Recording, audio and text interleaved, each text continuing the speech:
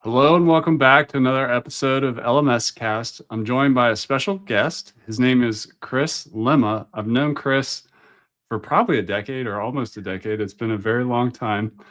Chris has done a lot of things. Currently, he's the CEO of Motivation AI. You can find out about that at MotivationCode.com. We're going to be talking a lot about that today. Chris is also the founder of Cabo Press. I believe I went 6 times, which is awesome. And maybe we'll talk a little bit about that. But first, Chris, welcome to the show. It's great to be here. Awesome, man.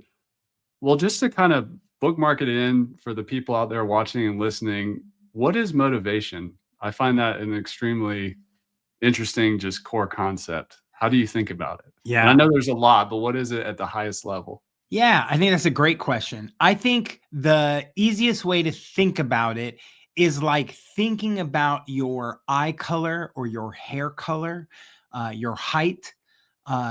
These are things that you did not control. You were born and you did not do anything to manifest your eye color. You didn't do anything to manifest your height. It's just is what it is. And so I think of motivation, right? The characteristic of motivation as the way in which you're wired.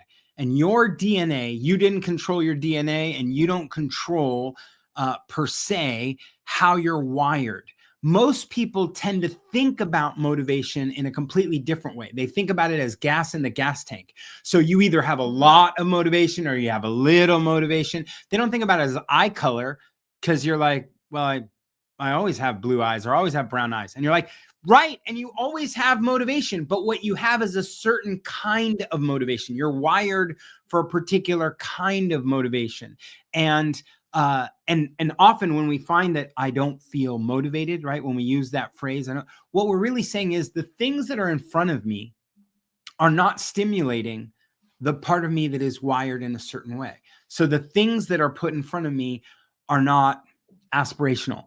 So therefore, I'm not excited about it. And you're like, right, you're not excited about it. But if we took this and we changed it and we made it so it was aspirational, we made it results driven, or we made it, performance and challenging based, then all of a sudden you'd be like, ooh, I'm excited about it again. And that means, okay, we've locked in the thing that you're trying to get done in line with how you're wired. So how you're wired is as static as your eye color and your height and what have you. It is not fuel in a tank that has to be replenished. So when you see those memes that are like motivation lasts a day, discipline lasts forever. And you're like, no, stop, back up, right? Like you have motivation every day. And we all know this is true, right? Because there have been times in every person's life when you're sitting at home on the couch in your pajamas or in your shorts and a t-shirt or whatever, and someone comes in and goes, hey, do you want to go out? You want to leave the house? You want to leave the apartment? And we're like, no, I don't feel like it. I don't feel like moving. I don't feel like anything. And then they say the magic word, whatever it is that you love the most. Well, I was thinking of going for ice cream, or I thought I'd go to Disneyland, or whatever it is. And then all of a sudden you're like, give me 2 minutes. I'll be dressed and I'll be ready, right? Like you were sitting on that couch and you were like, I have zero motivation. And then they put the right thing in front of you. And suddenly you're like, ooh, I can rally. I'm going to go in my room and I'm going to change. I'm going to be ready. I'm going to go. The real trick is, how have you lived this long and not known how you're wired? How have you gone this long and not know what stirs you up, what motivates you, what gets you super like, oh, I'm changing and I'm ready to go. And that's what the MCode does, is it analyzes your stories, it collects all this data, it has you answer questions, and then it tells you, here's how you are wired based on the stories you told us. So we're not making anything up. It's not that artificial choose between what would you do on a Friday night, go out with friends, or stay at home, read a book. Like those are all, they're fictitious, they're abstract, they're not your own story. And so when we ask people to do that arbitrary choice between A and B, we're going to get an arbitrary answer in the form of a report. MCode's different in that it's looking at your own stories and it pulls it together. And then it says, here's how we think you're wired, or here's some of the ways in we think you're wired. And once people read it and put words to it and see it, then suddenly they're like, oh my gosh, that's why I hated that job. And that's why I love that job. And you're like, yes, that's exactly why. That's awesome. I wonder if you can kind of comment on, it seems like there's a quote crisis of motivation in society. Like Mhm. in YouTube, if I go to YouTube, sometimes I'm looking at trending videos and there's a lot about how to get motivated and Yep. um, tell us about like what's going on in society or why is motivation important right now? Why does it appear to be failing right now more than ever? Or are we just more aware of it? So I think it's there's several different streams that all come together. One of which is we don't try and connect these dots, but if you look at the number of creators that exist today compared to 5 years ago, compared to 10 years ago, right? And in the US particularly, again, you don't want to make this connection, but you can't help but go, the cost of health insurance and being able to insure yourself independently, right? So there's tons of people 10 years ago who didn't think about a side hustle and didn't think about going independent and working on their own because they needed their health insurance, they needed it for their family, so they stayed in a job. And the one overarching dynamic in a job is that you have a boss that tells you what to do. So you don't have to figure out what your day is about, right? There are some jobs where they put your whole schedule of what you need to do in each minute of every day on your schedule and you just obey. And then whatever it is, several years ago, more people leaving independently. Today, more people than that. You have people who are figuring out on their own, but so rises a new problem. What happens when you've spent the last 10, 20, 30 years of your life obeying someone else and doing what someone else tells you, and you're doing the thing that they told you to do to be successful, whether or not it is the thing you need to do to be successful, and whether or not they at the end of the year give you the benefit, the bonus, the whatever to say you were successful. Regardless of all that, you've been living in one modality. And then you come out to do your own thing and you realize you're the boss of yourself and potentially you're a horrible boss, right? It turns out like you have a whole lot of negative self-talk. You're dousing your brain with negative chemicals because you're sitting here telling yourself you suck at things. You're frustrated and you don't really know what is the next step. So what's the result of all that? You get to the end of the day, you sit down and you go, I just don't have the motivation. You're like, no. The issue isn't motivation. The issue is you don't have the skills. It turns out walking out of a job and going to build your own empire is not something you do on your own. It's not something you do without a plan. It's not something, and every one of us who has done something like that on the outside realizes this would have been a lot easier if I had a plan or if I had a structure, or if I had accountability, if I had partners, if I, like all these things that would help it. So I don't think the crisis is explicitly a motivation crisis. I think we use the term I'm not motivated as a way to reflect on the fact that I'm overwhelmed, I'm tired. And the truth is, while that was happening, all the people that left the workforce left the companies in dire straits too, right? When everyone left, those companies now put more work on their existing employees and didn't give them more pay. And as a result, they're also getting burnt out, right? And what do you say when you're getting burnt out? I'm just not motivated. So we use this phrase, right?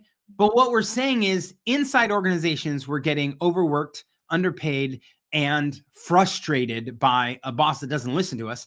And outside of work, we're doing our own thing. And it turns out we're not good to ourselves. There's a lot of negative self-talk. We do a lot of things that slowly create friction and stress in our lives. And as a result, we often say the same thing that people at work say, which is, I'm just not motivated. The truth is, a better phrase is, I'm burnt out and I'm lost. And you can get help with both of those, but you got to start by acknowledging what the real issue is. Awesome. Let's talk about motivation code. Yeah. What is it? Why was it created? And how is it different from a personality test like Myers-Briggs? I'm an introvert, extrovert, and so on. Yep. So there are a bunch of really great personality assessments out there. Myers-Briggs, Enneagram, DISC, Strength Finder, the list goes on and on and on. Gosh, one of my favorites is the Colby Index A, and there's so many good ones. Here's what normally happens: you take it, it says something surprising to you, like, ooh, it figured out this thing that I already know about myself, but now this thing knows too. Great. You love people. You rather be alone. You are so excited, and you're an external processor, and you interrupt other people when they're talking, whatever it is. And you go, oh my gosh, right? But even if a personality assessment tells you that you step on other people's toes by jumping, like you already know what they're going to say, and then you finish their sentence and you interrupt them and you say the next thing, even if it tells you all that, more often than not, we read it, we go, oh, that's cool. That's cool that you figured that out about me, but I already knew that. And then we move on. So my standard test is wait 2 weeks. And after 2 weeks, find out if any of these personality assessments have changed your life. And what you discover is they don't. And the reason they don't is because most of what they're trying to do is solve the magic puzzle that says we really saw you. So they give you a name, they tell you what, you're a panda, or you're green, or you're a dinosaur, or you're you're an ENFP, or whatever, right? Whatever they do, they're going to tell you something, and you go, that's cool. But that's where the magic ends, right? So and some of those are science-backed and some of them are not science-backed, and that's just what that is. MCode is sitting on top of Lema, which is the science of motivated abilities. And that science is now some 60 years old. And the assessment that we put online used to be a manual, and there's still people that do it manually, right? They handwrite stuff, and the biographers that do that kind of work have been doing that forever. So I learned about Lema and those assessments in the year 2000. And at that point, they were being used by Disney and NASA and Harvard, right? I mean, they were places where they were using them to look at hiring new employees, putting them in, promoting into bigger senior roles, all that kind of good stuff. And I wanted to use it myself. I couldn't get access to it because it was only for big companies. So 2.5 years ago, I bought all the Lema related companies. So there were 5 companies. We bought them all. We merged them into one. That's Motivations AI, and I became the CEO of that company. In buying all those companies and pulling them all together, right? What we were saying is, hey, the science is important, but more than just the science is making it all available online. And once you make it available online, then more people can take it. So we now make it available to lots of different people, not just big corporations. And the goal is not the magic trick.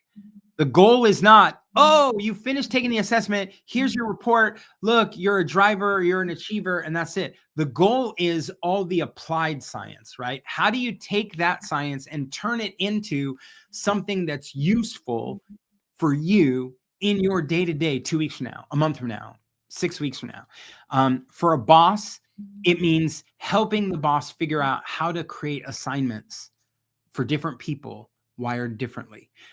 For an individual who is trying to figure out their work, right? It's looking at, okay, how do you reshape the work you're doing so that it aligns with your motivation? For someone in sales, it's how do you look at your prospect and know which of these dimensions of motivation are they, and how to best negotiate a deal with someone who's a optimizer versus a driver, right?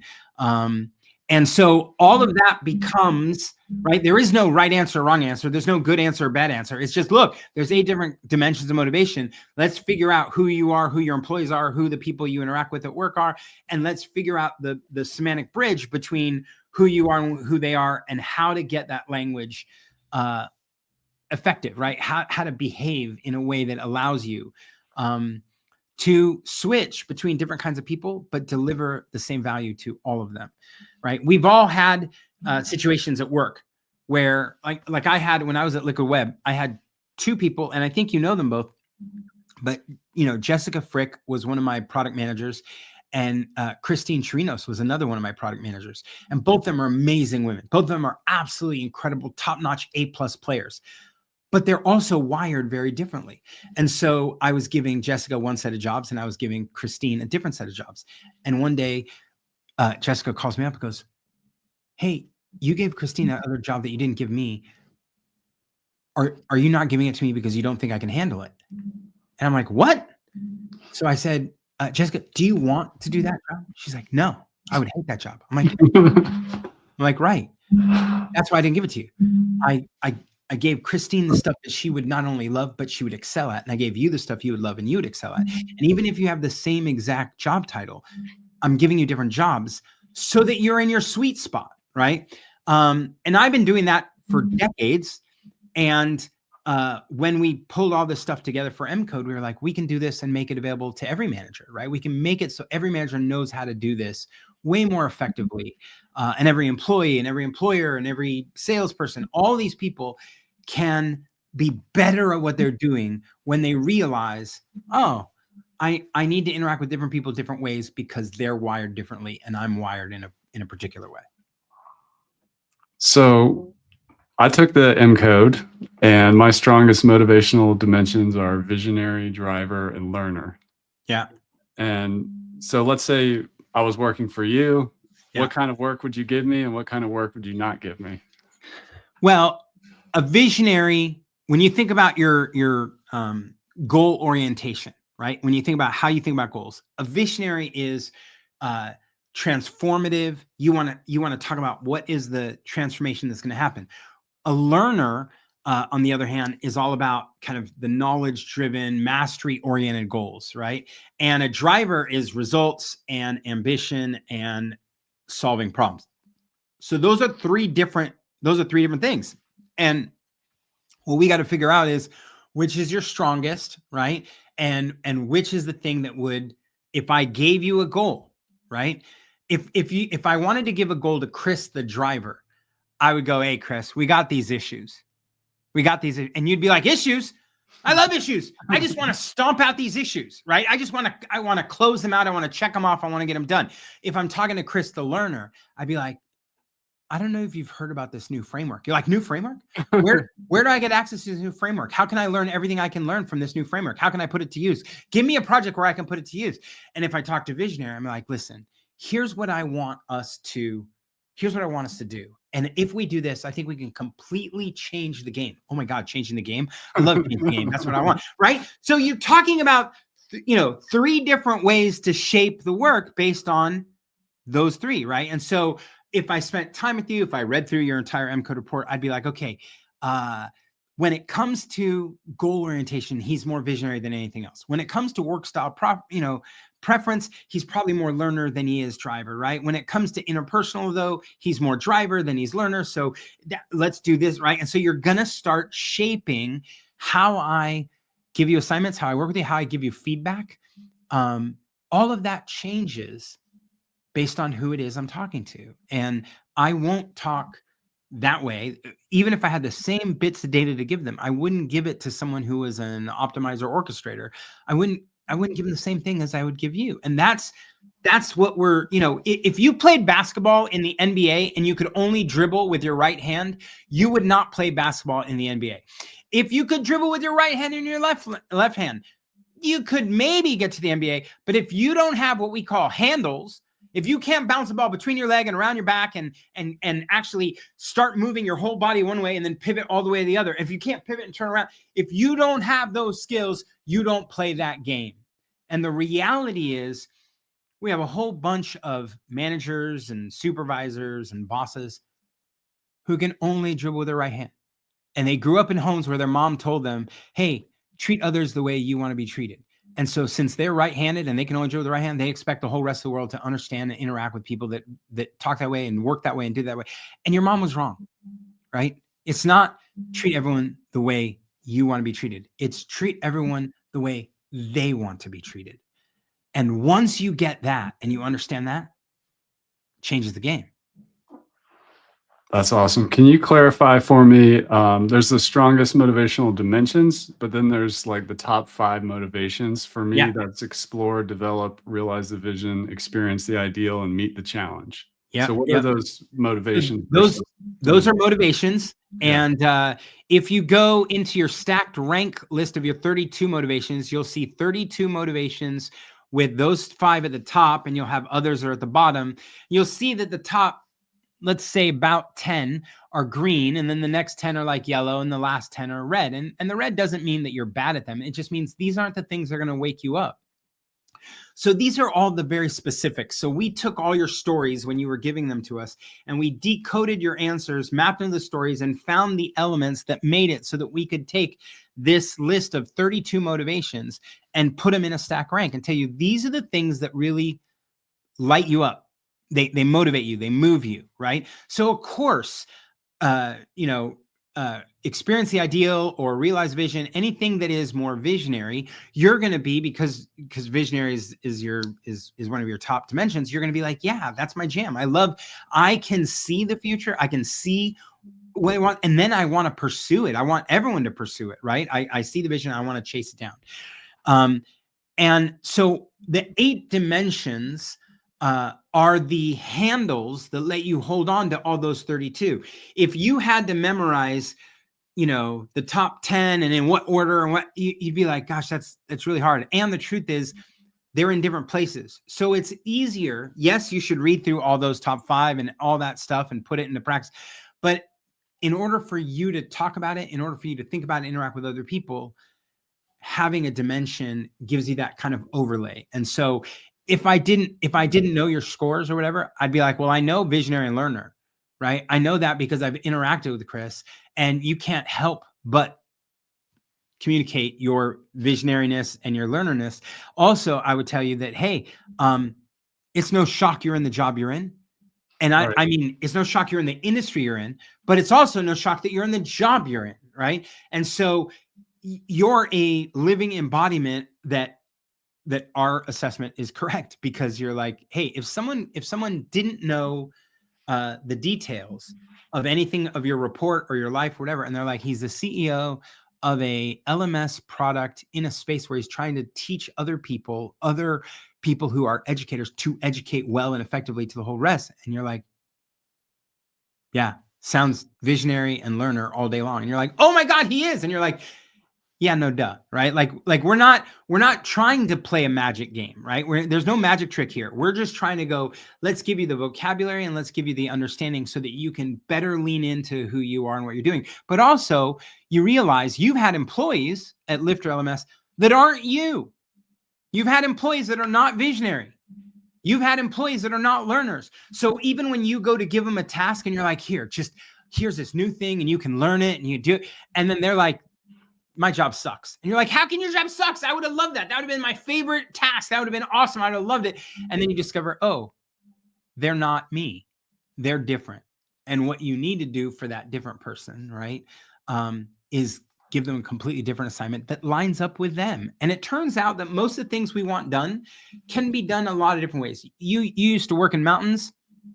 You know that if someone says, I want to hike, pick a famous mountain, right? Kilimanjaro, whatever, right? that doesn't say that's not the full sentence. Right? That's not the full story, because you're like, wait, with Sherpas or without Sherpas, with oxygen, without oxygen, on the east face, the west face, the north face, the south face. Like, there's so much more than just, I want to climb that mountain, right?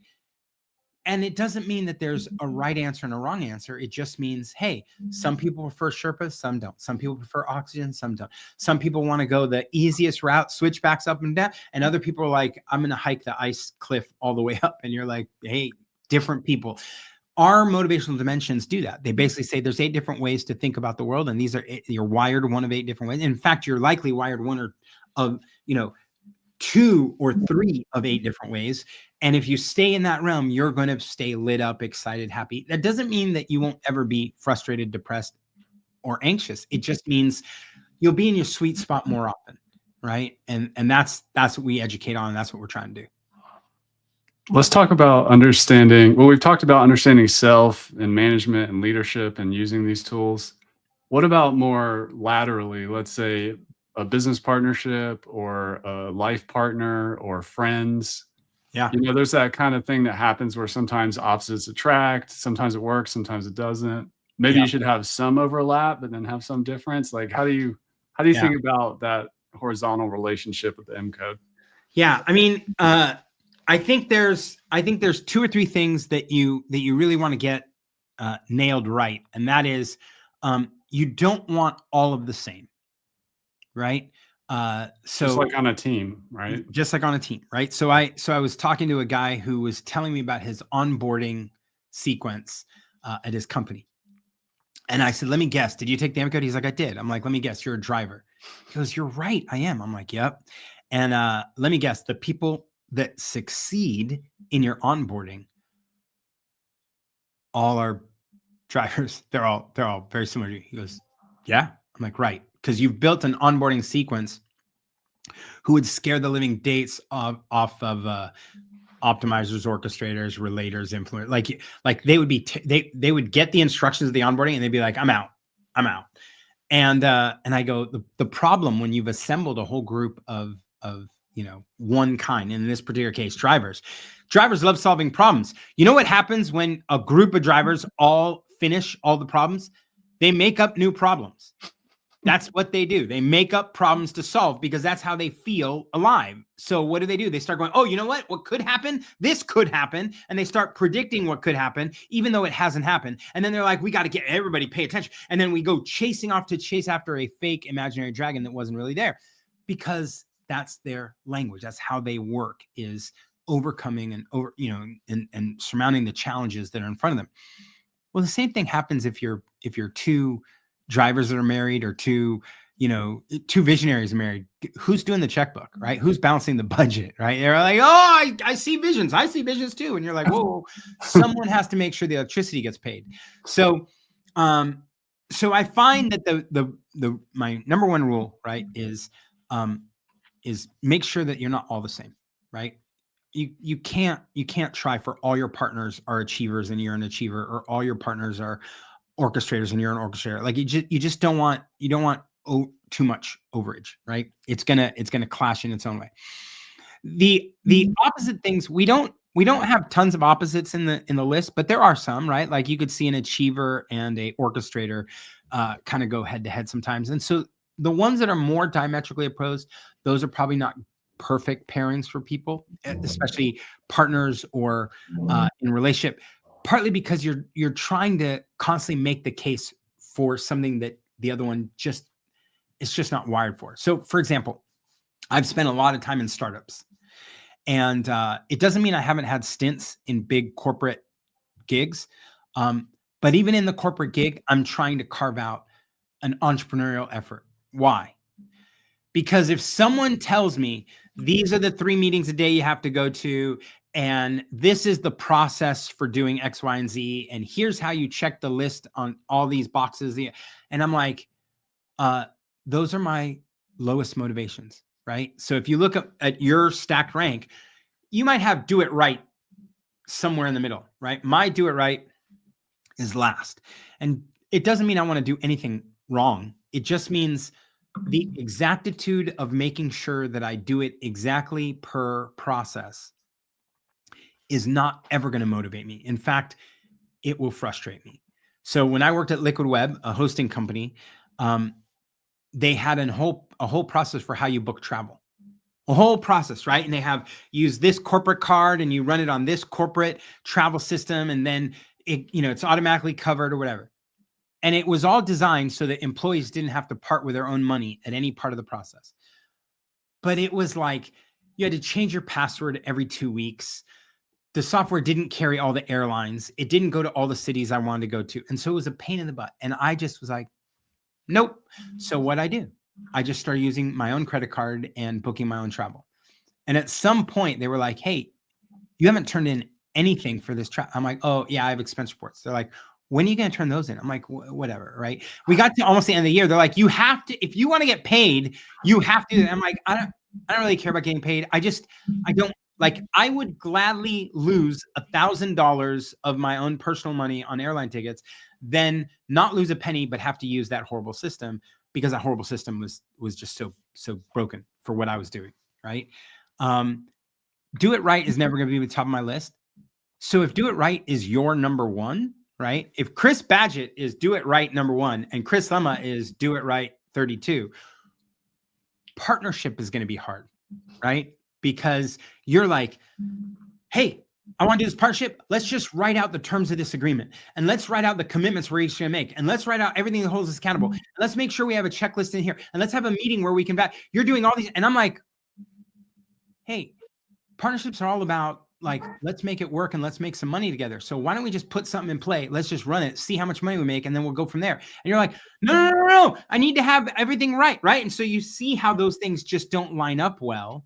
And that's where, whether you're talking about spouses or business partners or anything else, right? In a peer network, the most important thing is not so much the pairing, it's understanding the other person, right? Is being able to look and see, okay, they're an optimizer, so they are process oriented. They're focused on efficiency.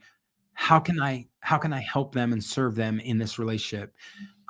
Even though that's not my first rodeo, right? It's not my first. It's not the thing that I would think about or pursue, right? They are detail oriented.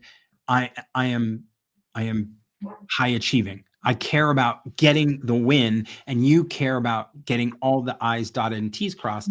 And so how do we find common ground? So that's where MCode really helps peer relationships.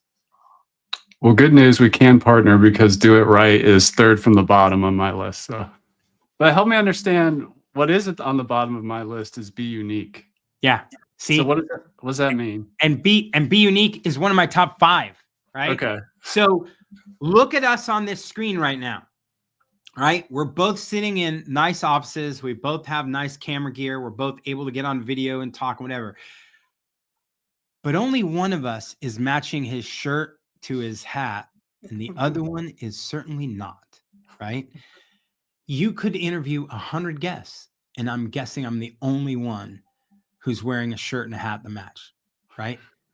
And I get up every morning, and every morning, right, I pick the hat and then the shirt that's going to go with it, and then I start my day. Other people call that decision fatigue, and they want to wear the same black t-shirt all day, every day, because that's what Steve Jobs did, right?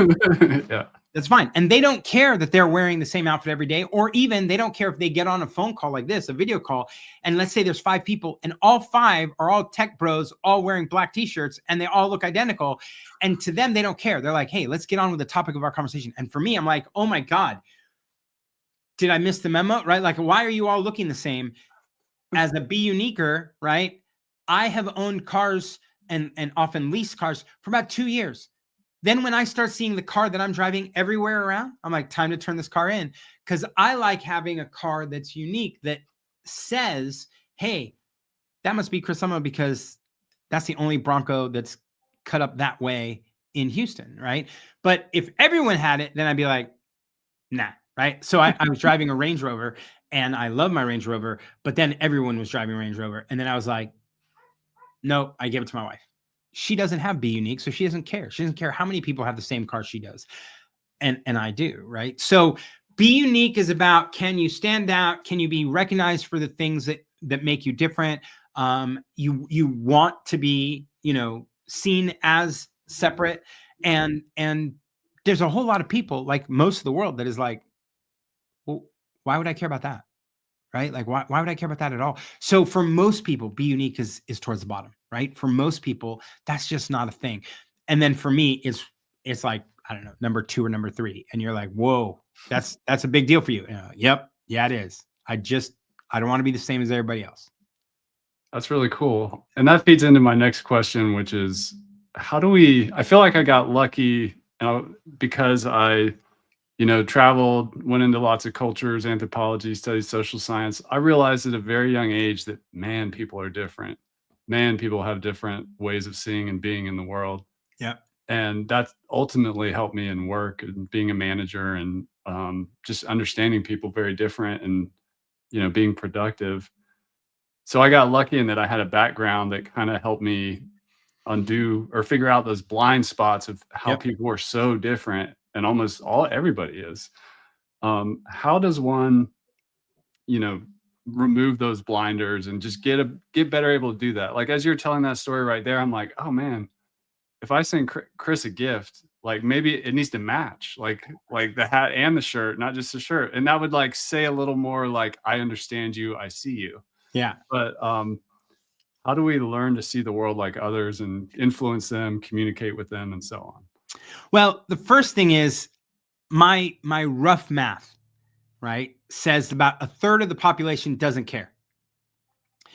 A third of the population just doesn't care at all about seeing others, connecting. Like they're just, they're on a choose your own adventure game, and they're the only one playing the game, and they got the remote control, and they're choosing left, right, right, left, and they just, nothing else matters, and nothing we do is going to fix that, right?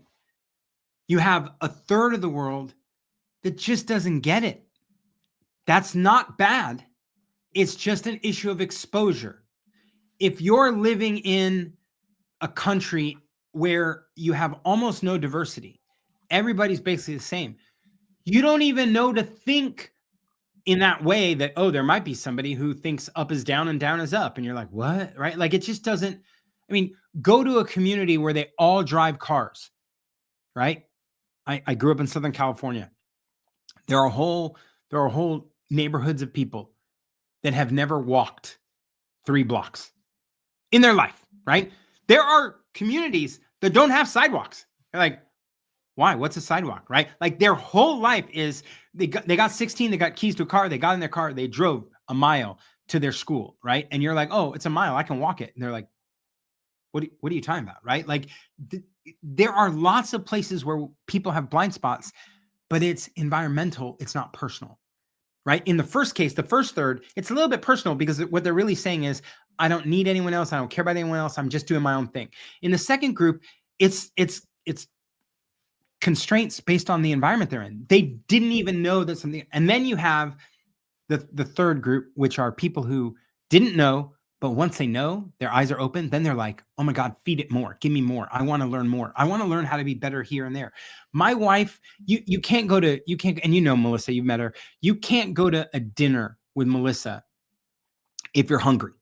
Right? Because when you sit down at the table and here comes the waiter or waitress, Melissa's going to immediately be like, how do you pronounce your name? Where are you from? What's your family history? And you're like, I'm starving and I just wanted food. And now I have to wait for 30 minutes while Melissa and the waiter have their own little back and forth. But she wants every person to feel seen. She wants everybody to feel like, hey, I know how to say your name. I know where your family comes from. I know your story. She does that every meal we go to, every restaurant we go to, everything, right? And all she wants is more info. And once you start giving it to them, once you're like, hey, you know how this is how you do growth and development? And they go, yeah. I'm like, I do growth totally different. What do you mean? I'm like, I'm all about skill mastery. Even if I've never done it, if I start doing it, I want to go how do I get to expert mode? I'm going to do all the reps. I'm going to go over and over until I get it perfectly because I'm all about mastery. And she's like, I just want knowledge. I just want to, pull in more information. I want to read biographies and I'm like, what? No, I don't care about all that. I just care about like, I want to be the best at doing it or the best in my peer group. Right. And once she sees, oh, we're different, then she can then start thinking about how to approach people differently. So you got 1/3 that doesn't care. You got 1/3 that doesn't know. And you got 1/3 that would love to know and be eager to get it. And so, of course, my answer is go with the goers. Go with the 1/3 that want to learn and grow more, and then expose the third that are like, I didn't even know that was possible, or I didn't even know that people could be wired differently. And some of those may move into the first camp and ignore the third camp because no matter how much you talk to them, no matter how much you do, they're just like, yeah, whatever. And you're just, it's coming in one ear and go out the other. And that's a waste of time. Right. So and I'm not writing anyone off, but there's just some people who are like, I don't care how someone else is wired. I care about how I'm wired and what I do. And you're like, okay, that is what that is. Let's contextualize it for a course creator or coach. So like when it comes to content, like course content, lessons, videos, text, PDFs, whatever, there's this learning style concept of video, visual, auditory, kinesthetic, and all these things. Yep. And coaching, I think of as like, you can just do coaching without courses, but it's more human and dynamic and stuff like that. It's a support mechanism. So how can course creators and coaches use something like the MCode to create better content and also better help their people when they fall down or get stuck? Yep. So that's a great question. I think what you're going to discover is for every person. So we mentioned at the top of the call, I run a conference called Cabo Press, and this year we just did our 10th, and I had everyone take the MCode, right? And Did you do the seating arrangements by the MCode? I didn't do seating arrangements, Yeah. but it definitely influenced some of my lunch groups and it influenced some of our dinners, right? But here's the thing. You look at 60 people, and I would say 80% of them, maybe higher, maybe 85%, were all achievers and drivers, or at least they were an achiever or driver in their top 3 spots. 85% at least. We had 2 influencers, 2 learners, 1 relator, right? Does that mean that there are no relator entrepreneurs? No. It means that all my marketing and messaging, all my recruiting, all my communication targets achievers and drivers who are sitting in the CEO role of their agencies, product companies, and SaaS companies. That's all it means, is that the way in which I talk, the way in which I describe it, the way in which I invite, the people that I'm inclined to invite are predominantly achievers and drivers. And there's a couple learners and a couple, influencers and maybe a relator. But if you look at that relator, the one relator that's there, I've done nothing to recruit them. They have crossed every semantic bridge. They have crossed every delta between where they were and where I'm. They did all the work to get to me. They did all the heavy lifting because I was translating my stuff to achievers and drivers. And the same is true for course creators and coaches, is that you're going to discover that you work mostly with, you connect mostly with, you shape your messaging mostly for 2 to 4 of our 8 dimensions. It doesn't mean that 4 others are not going to come your way. It's just they're going to do all the heavy lifting because you haven't even spent time thinking about it. So when we think about resilience and adaptability, all the stuff that is like support oriented that you're trying to get up, an achiever is going to be goal focused. A driver is going to be pressure filled, right? Resilient. They're going to be like, hey, I can persist in the midst of hard stuff. A learner is going to be, I'm intellectually agile. I'm flexible in my brain. I can pick up new things. And you're going to go, yeah, these are the things that I like to do. And so you might think of, hey, I've been doing one-on-one coaching, but I'm going to have this once a month group call where anybody can do whatever, and support. And you go, okay, but this is for a certain group of people that want to feel connected with each other, that community part. That all my stuff for achievers and drivers, there's no community part, right? You go to my conference at Cabo Press, you get these lunch groups, you get dinner groups. I'm not doing any of those things. I'm not delivering value in those moments, but I've crafted those moments so that people can connect with each other because that's so important. Or 7 a.m., they go out and they work out. And this time I did all 3 workouts, Tuesday, Wednesday, and Thursday, which was a huge deal. But it's creating another sense of community. And there are certain people, relators and influencers, who are like, I love this. I love that there's this place where we connect. And you're like, yes, I have to craft my offering to deliver value to different groups, even if I specifically focus in one realm. So what I would tell a coach, I would tell a course creator, I say, first go take the MCode, and you can do it for $19, right? The light version gives you enough of what you need, but you can take it for $19 and you go and you learn it. And then as you're working with your clients, your coaching clients, there's a gift. Once you go inside, right? There's a gift option. You can buy it for your clients, right? So go buy it for your 3 coaching clients or your 5 coaching clients. Jennifer Bourne, who runs PPP, which is a whole community around running their digital agency, she signed up for a subscription and then she gave it to all her people, right? So 20 people could take it each month, or 25 people could take it each month, and she had them all take it so that she could know better who they were and she could then start shaping. It's not just the content itself, though, that the language you use is going to likely be more aligned to 1 or 2 dimensions. But then what are the other components of your offering that connect to something else, right? Influencers love having impact. So if I give you a bunch of it's all about me. It's all about me. It's all about me. Self-discovery worksheets. Eventually, you're gonna be like, I'm tired of just navel gazing and looking at me all the time. I care about looking out. I want to care about, serving my community. You better give them an assignment that goes in that direction, because if you do this all the time and you're thinking, but I love to be aware of myself and my stuff. And you're like, yes, Mr. Learner, but Mr. Influencer wants to make an impact on the outside world. And if you don't get him focused outside a little bit, he's going to quit your program, because he's going to put you in a camp that says, all you do is think about yourself. You don't care about impact. So I'm going to go somewhere else. And you're like, well, stop. I totally care about impact. So how do I create a component of my offering that really lights you up? Or if influencer is one of your main players, or if relator is one of your main players, or optimize is one of your main players, how do I change the language in my lesson to hit them more? What you'll discover is most of us, when we're course creating and we're recording lessons, we're just choosing illustrations that come to mind top ahead, right? Or top ahead when you were writing your script. If you write scripts, all of those are just your defaults. So of course, all your stories are going to line up with things that would work for you. That doesn't mean it worked for everyone else. So once we expose you to all 8 dimensions and we teach you about it, of course, our goal is to help you be able to create content in different ways. And we'll show you, look, just doing this can shift a driver article to be an influencer article or a learner article or what have you, right? Or you may go, oh, lesson 1 is really more driver oriented, but lesson 2 is all going to be about influencer and impact, right? And so you can weave different lessons in the course of a project so that everybody's feeling connected to some assignment. Now, I like lesson 3, and the other guy's like, I like lesson 4. And you're like, of course you do, because you're this and you're that, right? That's awesome. Tell us what somebody should do if they want to get MCode for themselves and for their team. And once they get into it, how to best get the most value out of it. Yeah.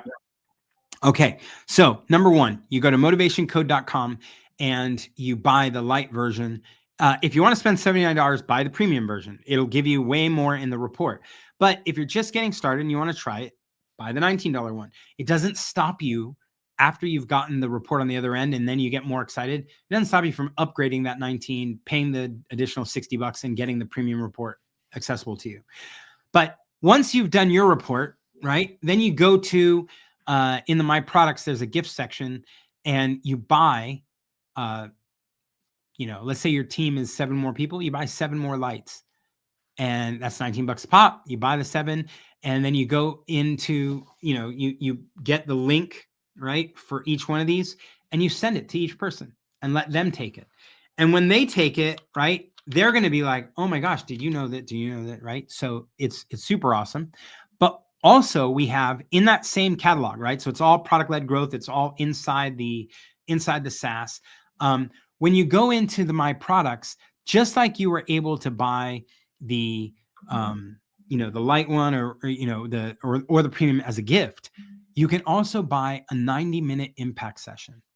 And if you have already bought the light and then you upgraded to the premium and you read the full premium report and you're like, oh my God, this is blowing my mind. This is amazing. I want to talk with someone about this. I want to talk to a certified coach who can help me explore this and go deeper with it. Then you have the ability to buy a 90-minute impact session. And that is awesome. You will thank me forever for that 90 minutes because it's phenomenal. But then you go, hey, wait, my whole team took the MCode. How do I get someone, right, a certified trainer, how do I get them involved in doing a team training? And the team training is, $3,500. It'll pull your whole team together, and it will even create some dynamic slides that show you the nuances between your team, right? Which becomes really, really enlightening. Now, I will say this. If you go the $19 route and you buy the $19 gift for your team, and then you buy the team one, you buy a team, it's $3,500, it's whatever. If you're thinking about buying the $79 premium version, don't go that route. Instead, go straight to the team edition, because the team edition, when you pay the $3,500 for the team session, you'll also be able to buy the premium report for $49 instead of $79. So you get a discount, right? And so you're like, yeah, I'll buy the team thing. And what you get is a certified executive coach who meets with your whole team and covers not only a little bit of the inside work, but also covers the outside and the cross connects, right? So it'll show you, hey, you have a team and this is what we're seeing in your team. And also here are some blind spots or some little issues, or here's some predictive stories that might, I have literally walked into a room and said, so let me guess, you have an affiliate program and it's not working well.